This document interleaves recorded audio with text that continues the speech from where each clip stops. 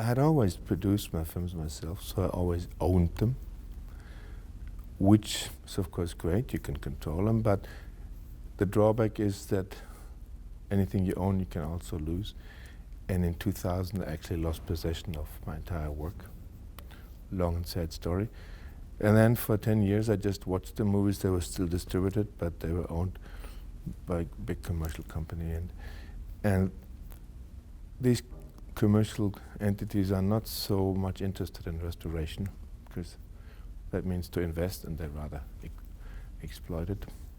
And then after 10 years, finally, my wife and I, we had the cool idea not to buy it back, because I wasn't so interested in personally owning my work again. That had gone wrong already twice. And I don't think it's an ideal form for movies to survive, to be owned by somebody. I think it's better if they own themselves. And the only form that allows work to own itself is a foundation.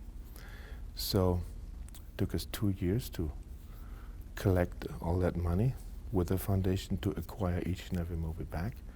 Now they're all owned by the foundation, and the foundation so far has already restored 8. And one of them was the impossible Goalie's Anxiety at the penalty kick because of the music rights. But even to acquire music rights back, if you're a foundation, a non-profit foundation, you have better chances than if you're a commercial enterprise. And the problem with Goalie was also that we had lost the mixtapes, so there was only the final, the optical sound of the final mix, where music and dialogue, everything was together.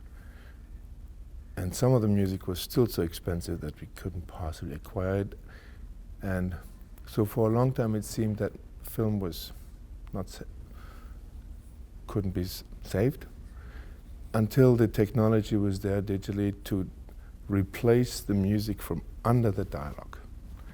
The only thing was you needed to do it at a millisecond exactly like it. So you had to create music that had the exact same beat, and then you could sort of replace it underneath. So we recorded with equipment from the 60s, valve equipment. We recorded 6 mono tracks, lookalikes of some of the music that was just absolutely too expensive. And we're able to substitute it, and this is the only reason why the Goalie's Anxiety exists again in 4K gloriously.